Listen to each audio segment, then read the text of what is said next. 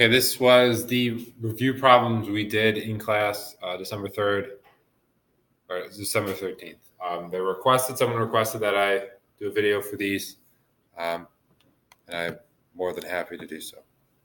Okay, so ABCD is a parallelogram. It's kind of off the screen a little. This is 3A minus 4. And then, can you see it? No, this is 20 at the bottom here. And it's telling us that ABCD is a parallelogram. So we're going to use all the properties of parallelograms to find all the missing variables here. So parallelograms are quadrilaterals, meaning they have 4 sides. So they're quadrilaterals with 2 pairs of parallel sides. So AB is parallel to CD, denoted by these arrows. And then BC is parallel to AD, denoted by the double arrows. One of the properties of parallelograms is that opposite sides are congruent. So we know AB is congruent to CD. And we know BC is congruent to AD. So we know 3A plus 4 is going to equal 20. And we know 6B minus 11 is going to equal 2B plus 5, because the opposite sides of parallelograms are congruent. So if we subtract 4, 3A minus 4, right? So if we add 4 to both sides, we're going to get 3A is 24. Divide by 3, A is going to be 8. Subtract 2B from both sides. We get 4B minus 11 equals 5. Add 11 to both sides. 4B is going to equal 16. Divide by 4. B is going to equal 4. If we want to make sure we're right, we can substitute A and B back in. So A was 8, so 3 times 8 is 24. 24 minus 4 is 20, and we know it should be 20. 6 times 4, B is 4, so if we substitute it back in, 6 times 4 is 24. 24 minus 11 is 13. 2 times 4 is 8. 8 plus 5 is 13, so we know both sides are going to be 13. A, B, and CD are going to be 13. So that's our first property, opposite sides are congruent. We also know that diagonals bisect each other. So we have to know what diagonals are. So our diagonals here are AC, goes from one vertex to the opposite vertex. AC is the diagonal, and BD is the other diagonal. Okay. So AC and BD are diagonals. And we know the diagonals in a parallelogram bisect each other. This is a property, it's on our reference sheets. Diagonals bisect each other. Bisect means that they cut each other in half. They split each other into 2 congruent segments. So BD bisects AC, right? So it splits AC into 2 congruent segments. So AE and EC. Then we know the diagonal AC splits BD into 2 congruent segments, and it splits it in half. So 2 congruent segments. So BE is congruent to ED. Since AE is congruent to EC, we know 5C minus 1 is going to equal 9. Add 1 to both sides. 5C is 10. Divided by 5. C equals 2. We substitute it back in. 5 times 2 is 10. 10 minus 1 is 9. So we have 9 and 9. Right, that's not a G. This is a 9.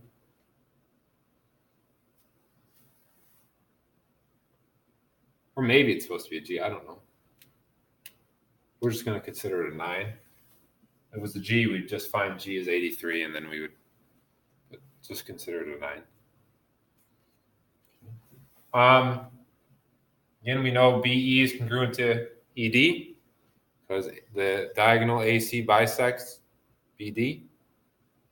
Okay, so 4D plus 2 is going to equal 3D plus 6.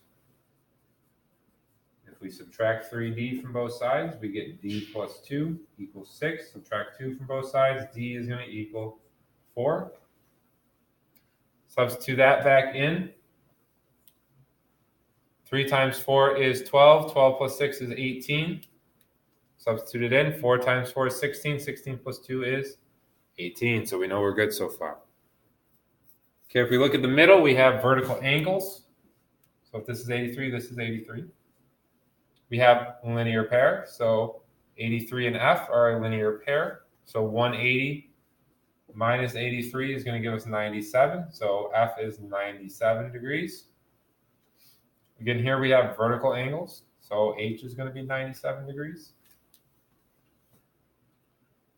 Which leaves us our angles on the side. So we know two properties of parallelograms that have to do with angles. So opposite angles are congruent and consecutive angles are supplementary. Those, though, refer to the entire angle. Right? We have 4 angles in a quadrilateral. Right? On this diagram, we have 8 angles that are displayed. When we're talking about consecutive and opposite angles, we're talking about the angles of the quadrilateral. But let's not focus yet on that. Let's find K and P first. So we know parallelograms have 2 pairs of parallel sides. So since AB is parallel to CD, we know these 2 angles are going to be alternate interior angles. And since the lines are parallel, the alternate interior angle says if the lines are parallel, then the alternate interior angles are congruent, meaning their angle measures are the same. So if this is 38, the alternate interior angle is also going to be 38.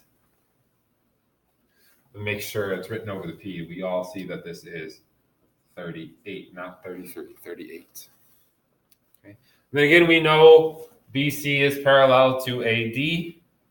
So again, we know alternate interior angles are going to be congruent. The alternate interior angle theorem says if the lines are parallel, the alternate interior angles are congruent. So if angle BCA is 33, then angle DAC is also going to be 33. 33 and 33.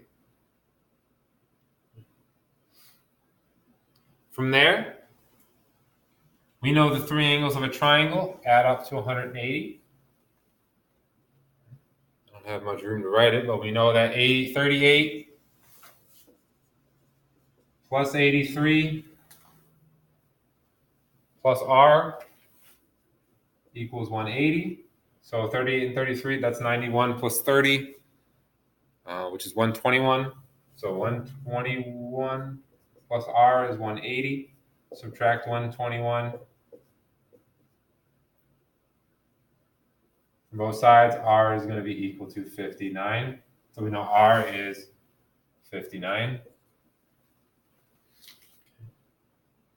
We could do the same thing for all 3. 33 plus 97 plus M is 180. N plus 83 plus 38 is 180. 33 plus 97 plus E is 180. Let's try to use our properties for parallelogram. So if this angle is 33 and this one's 38, what's this whole thing going to be? Well, we have to add these 2 angles together, 38 plus 33. So that's 41 plus 30, which is going to give us 71. And again, opposite angles are congruent, so we know this whole angle is also going to be 71. And we know 33 plus 38 is 71. Our other property that we want to use here is that consecutive angles are supplementary. So consecutive angles are supplementary, meaning that those 2 angles measures are going to add up to 180. So if we have 180 minus 71, we're going to get 109. So this whole thing is 109. Right? Opposite angles are congruent. So we know this whole thing is 109. Okay. We solved for R. We said R was 59. So these 2 angles add up to 109. So 109 minus 59 is 50. So 50 and 59 give us the big one. Okay, and then again, alternate interior angles. This is going to be 50. Alternate interior, and then these are alternate interior, so this is going to be 59.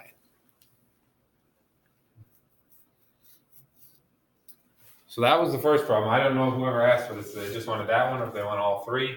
Let's just do all 3. Why not? So the next one we did had to do with another parallelogram. Okay, first thing we should do is label our diagram.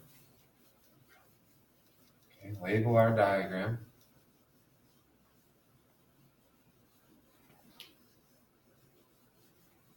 Label our diagram.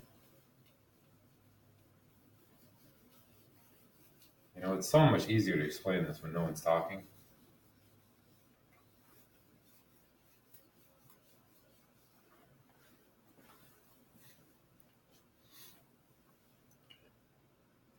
So AE is x plus 3. BE is 2x plus 4.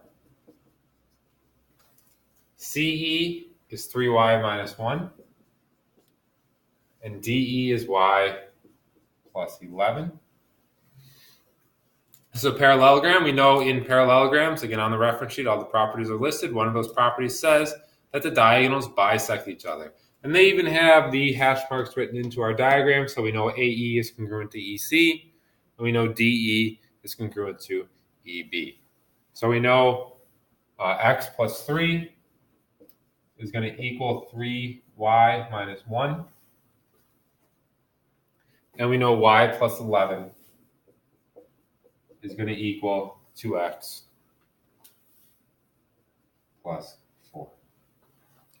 So we have two variables and two equations. Right? So we have a system of linear equations. So to solve systems of linear equations, we can either use substitution or elimination. I generally like elimination better, but the way these are written, substitution would be our easier way to go. So let's subtract 3 from both sides. We get x equals 3y minus 1.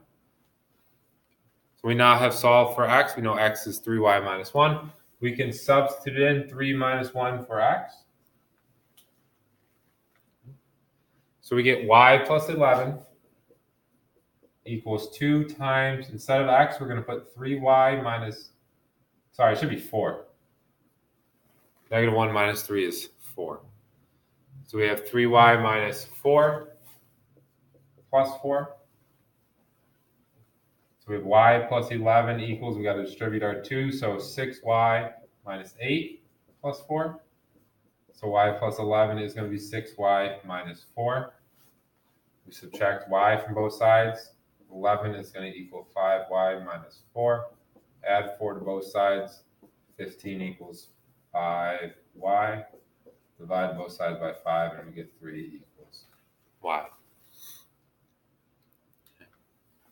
If we want to find x, we got to substitute this back in for y.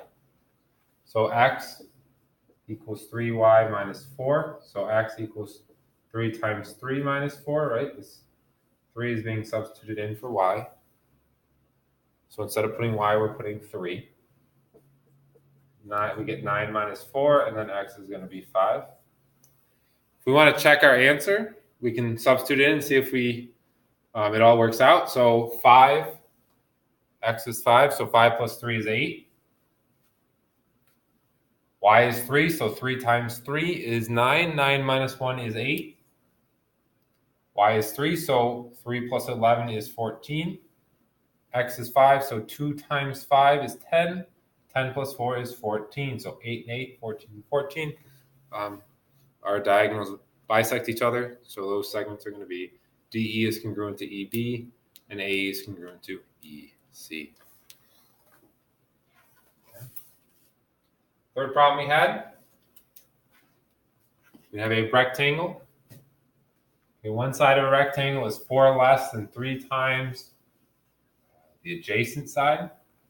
Okay, if the perimeter of the rectangle is 80, what are the lengths of the sides of the rectangle?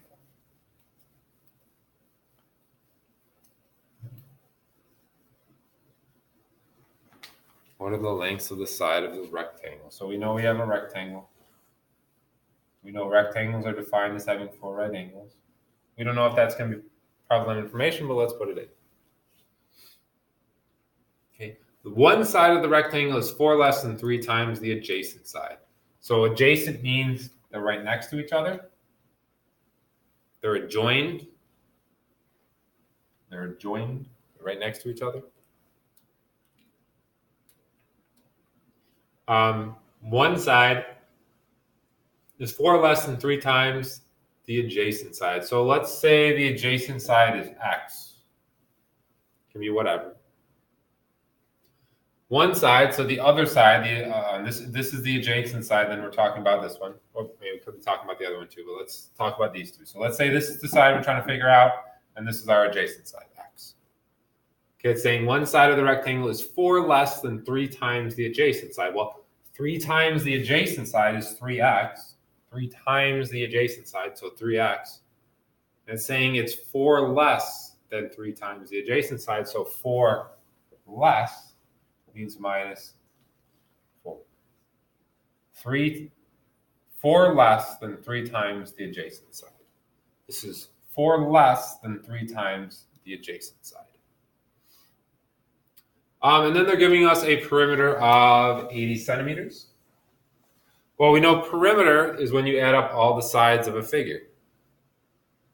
So we got to figure out the other two sides here. Well, we know that a rectangle is a parallelogram, and we know in parallelograms one of the properties is that opposite sides are congruent. So this side is congruent to this side, and this side is congruent to this side. So if this side's x, this side is also x. If this side is 3x minus 4, this side is 3x minus 4.